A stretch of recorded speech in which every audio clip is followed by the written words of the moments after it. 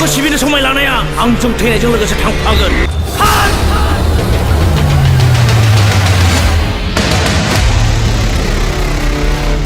ओंखारनो गोनां जांख्रिथायनि थैसाम सावथुननि शुटिंआ दासान्दि सोलिबाय दं। पंकज लाहारीजों लिरजानाय आरो बिथोन होनायाव ओंखारनो गोनां मोनसे जारिमिनारि बर' सावथुन जांख्रिथायनि थैसाम सावथुननि शुटिंआ दा गुबुन गुबुन जायगाफोराव सोलिबाय दं। बे सावथुनाव गुबै फावखुंगुर महरै सुखबीर खारजी, लोगो फावखुंगुर महरै लिंसार बसुमतारी, फावखुंग्रि महरै पूजा मोसाहारी आरो मनालिसा हाजोआरिमोनखौ बे सावथुनाव फाव खालामनायखौ नुनो मोनगोन। बलिउड सावथुन मुलुगनि मुंदांखा सुपारस्टार शाहरुख खानजों एखेलेगे फाव खालामबाय थानाय मुंदांखा केनी बसुमतारीखौ एक्शन डाइरेक्शन होनायजों बे सावथुनाव गोबां बिबांनि मुहिनां हाथियारजों बर' हारिनि बिग्रायारि हान्जा आरो आर्मिनि गेजेराव गोनोखोआरि बेरफ्रुनाय गावलायनाय दाजेमफोरखौ बाहायनाय नुनो मोनगोन। मख'जाथावदि बे सावथुनखौ केमेरा खेबग्रा एबा DOPआ आसामनि गिदिर सावथुन जेरै मिशन चाइना, श्री रघुपति, रत्नाकर, राघव बायदिफ्राव DOP महरै खामानि मावबोनाय मुंदांखा प्रदीप दैमारिनि केमेरा खेबनायजों जांख्रिथायनि थैसाम आबुं सावथुना दिहुनजागोन। लोगोसे मुम्बाइनिफ्राय लेंहरना लाबोदों गोनोखोआरि बेरफ्रुनाय दाजेम आरो दामि हाथियारफोर बाहायनाय एक्टफोरखौ ज' खामानि मावनानै जाफुंसारनाय जांख्रिथायारि थैसामाव नुनो मोनगोन। दानिया फैदों मुंदांखा लिरगिरि बिथोनगिरि पंकज लाहारीया जोंनि बड'लेण्ड बुब्लिनि गाहाय सुजुगिरि राकेश रामसियारिनि एक्सक्लुसिभ लाइभनि गेजेरजों मा फोरमायखो मिथिना लायो। बर'नि गेजेराव दिहुनजानो गोनां जे जांख्रिथायारि जे थैसाम, बे थैसामनि शुटिं हाबाफारिया बे सानदि सोलिबाय थादों आरो दा नैबे समाव नोंथांमोननो बे जांख्रिथायारि जे थैसामनि जे फुल डिटेल्स थामहिनबा बेयाव मा एक्शन सोर बेवहाय एक्शन डाइरेक्शन खालामदों, केमेरामेना सोर आरो बेवहाय मा जों नुनो मोनगोन बेनि सायाव नोंथांमोननो बड'लेण्ड बुब्लिनि गेजेरजों दिन्थिबाय थागोन। नैबे समाव आङो दंफैयो बिथांमोननि जे शुटिं खालामनाय जे जायगा, बे जायगायाव दङ। आं नैबे समाव बिथां लिरगिरि आरो डाइरेक्टर बिथां पंकज लाहारी बिथांनिफ्राय जों मोनथिनो नाजागोन जे बेसेबांसो आवगायखो नोंथांमोननि जे दिहुनजानो गोनां जे जांख्रिथायारि थैसाम बे सावथुन। ओरैनो सावथुनखौ जोङो नैबे सोलिफु मान्थनि 3 अक्ट'आव जागायदोंमोन। बेनिफ्राय फैयै नै जों दिनै 11 सानाव आगान होबाय। बेहाय जोंनिया मस्टलि जोङो लास्टनि एक्सन सिनफोरखौल' खालामग्रोनाय जादों, माने 20%सो आवगायबाय आरो 20%सो आवगायबाय। जों नुनो मोन्दों आरो खोनानो मोन्दों बेवहाय बर'नि जे मुंदांखा थामहिनबा बलिउडनि जे सावथुन खालामनाय जे मुंदांखा केनी बसुमतारी, बे केनी बसुमतारीया बे नोंथांनि जे एक्शन डाइरेक्टर महरै बिथाङा खामानि मावदों। दा बे बिथिङाव नोंथाङा मा फोरमायगोन? आंनिया सिगांनि समनिफ्रायनो साननाय दंखायोमोन, जिहेथु बिथाङा बर'नि माने जोंथि हाथरखि बायदि सासे सुबुं। बिथांखौ लानानै आं माबा मोनसे सावथुन खालामगोननि बे मोनसे सिमां दंखायोमोन।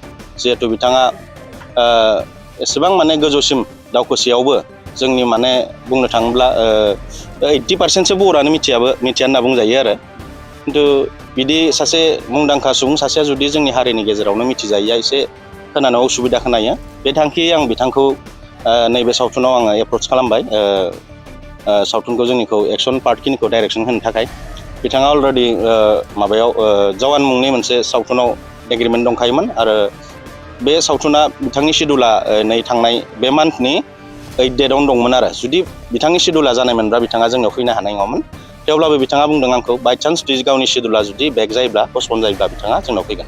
बेनिफ्राय माबा मोनसे जाहोननि थाखाय बिथांमोननि डेटआ पस्टपन जाबाय। ओमफ्राय लगे बिथाङा जोंनो खोथा होबाय आरो आं थांनो हासिगोन। दा पाब्लिकआ बिथांनि जे एक्सन होनाय आरो नैबे जांख्रिथायारि थैसाम, बे थैसामाव माबायदि बेवहाय नुनो मोनगोन? एक्सननिफ्राय लानानै बेवहाय जिखिनि रल खालामनाय माबायदि गोदान नुथाय जायखौ बर'नि जे गुबुन सावथुनफोराव नुनो हायो, बे नोंथांनि सावथुनाव नुनो मोनो? सावथुना एक्सुवेलि बे मोनसे जोंनि आफादखौ लानानै लिरनाय जानाय नालाय, बेहाय जोङो बिदिनो आखाइ आथिंजों बुलायनाय सिनफोरखौ बांद्राय नुनो मोननाय जानाय नङा। रिलेटेड टु आर्मस, माने गानफोर थागोन, गावलायनायफोर थागोन। बेहाय माने जायफोरखौनोखि जोंनि बर' सावथुनाव आरो माने बाहायाखैमोन होनबाबो गोरोन्थि जाया। बेहाय जोङो एसे दामिकनि दामाने खायसे माने दामि गान्सफोर लाबोनाय जादों, ब्लास्टिं मेटेरियल्सफोर लाबोनाय जादों, मुम्बाइनिफ्राय लाबोनाय जादों आरो। दा बेफोर टेकनिकखौ आं सानो मा नैबे सावथुनाव गिबि समनि थाखाय रायजोफोरा नुनो मोनगोन आरो। आं खोनानो मोन्दों बेवहाय जिखिनि केमेरामेन थामहिनबा बिथांखौ असमिया सावथुननि गिदिर सावथुन बे सावथुनाव खेबनाय जे केमेरामेना नोंथांनि जे बै सावथुनाव बा केमेरा खेबनो थाखाय बिथाङा फैनायखौ मोन्दों एबा नोंथाङा हांख्रायना बिथांखौ मोननो हादों दा बे बिथिङाव मा बुङो? प्रदीप दैमारी बिथांनि मुङा माने आसामनि बेस्ट DOP होनना बुंब्लाबो गोरोन्थि जाया। बिथाङा जेसेबांनाखि एसामिस इन्डास्ट्रियाव हाई बाजेटनि मुभिफोर ओंखारो बांसिन मुभियाव बिथाङानो थायो आरो जेरैहाय जोङो नै दा बावैसो माने 10 crore क्रस जानाय कालेक्सन बक्सआव श्री रघुवती बिथाङा बेहायबो DOP खामानिखौ मावदोंमोन।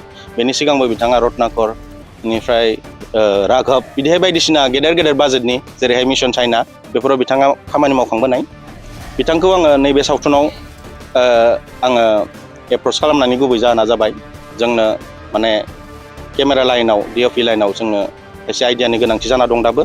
दा बेफोरखौ जोङो माने जोंनि दा जायफोरनिखि जोंनि DOP दङ जोंनि बर' इन्डास्ट्रियाव मावनाय जेन बिथांमोनाबो बिथांनिफ्राय एसे एला जेन आइडियासफोरखौ मोननो हायो बे मोनसे थांखि आङो बिथांखौ एप्रच खालामबाय।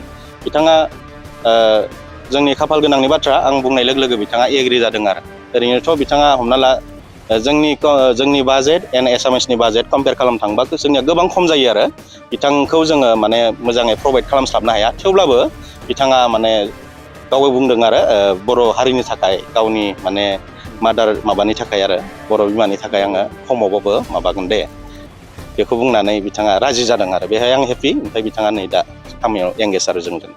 बेसेबांसो बाजेटनि जागोन नोंथांनि बे दा आङो नुनायाव ओरैनो प्रडिउसारा आंनो इनफर्म होनाय बायदिब्ला 40 आरो 40 L नि जागोन। नाथाय आङो दा जिहेतु जि बायदि मोनसे एक्सपेन्डिचार नुबाय आं सानदों मा 40 L नि क्रस जानांगौ आरो 40 L क्रस जागोन। बर'नि जे सावथुन मुलुगाव थामहिनबा जिखिनि नायगिरिफोर बै नायगिरिफोरनि दा बे नोंथांनि जिखिनि बाजेट बे फैफिननायनि बेसेबांसो नोंथाङा जाफुंसारनायनि लामा?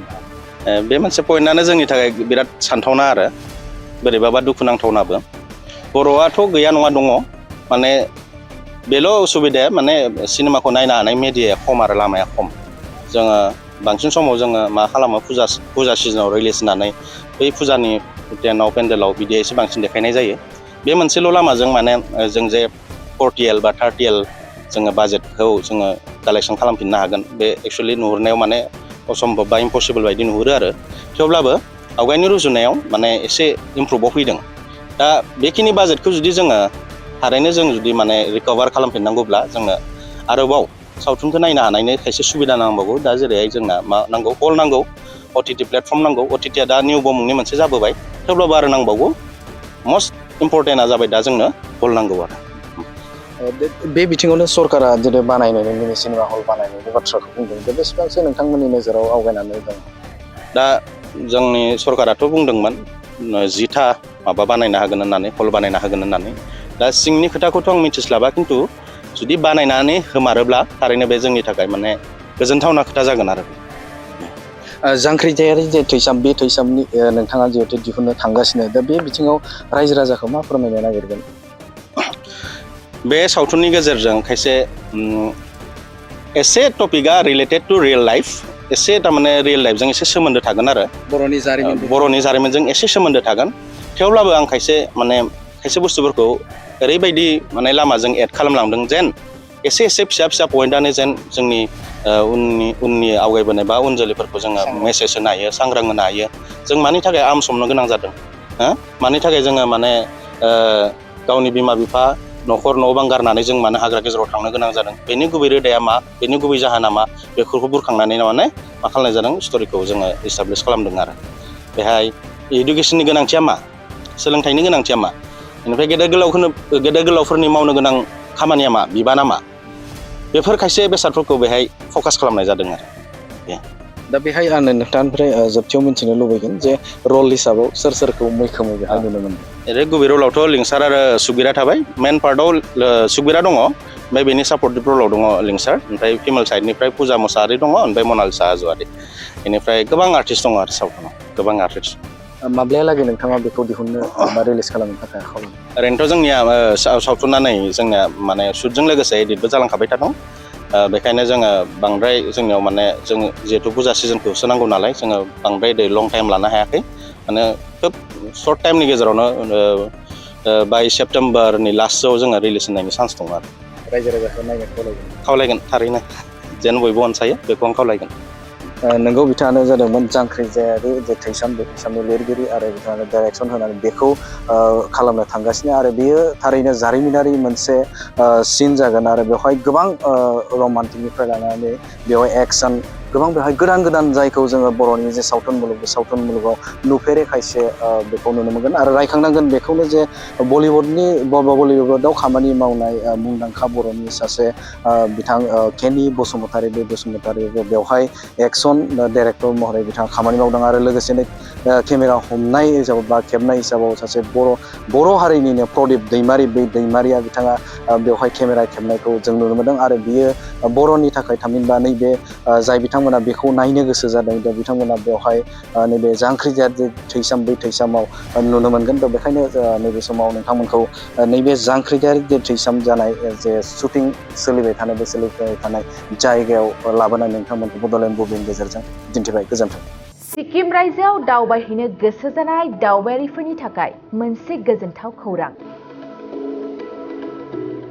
बिटिआर आरो आसामनि बायजो सिक्किम रायजोआवबो दंसै दावबायारिफोरनि थाखाय गंसे बर'नि मोजां सिखोन साखोन हटेल।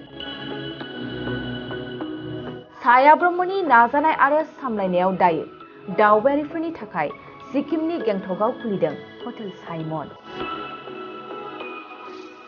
गेंटकनि चिफ मिनिस्टार थाग्रा बांग्लानि साखाथि फ्लावार श'नि JN र'डआव बर'नि साइमन हटेल दंसै। जुदि सिक्किम रायजोआव दावबायनो थाङोब्ला नैबे हटेल साइमनआव दावबायारिफ्रा हर थानो हागोन। गासैबो खाबुगोनां साया ब्रह्मनि हटेल साइमनआव जायखिजाया समावनो दावबायारिफ्रा रुमखौ बुकिं खालामनो हागोन। लोगोसेनो सोरबाफोर दावबायारिया सिगांग्रो रुमखौ बुकिं खालामनो सानोब्ला नैबे मबाइल नाम्बार 6296623149 आरो 7011225908 आव थोंजों स्लट लाहरनो हागोन।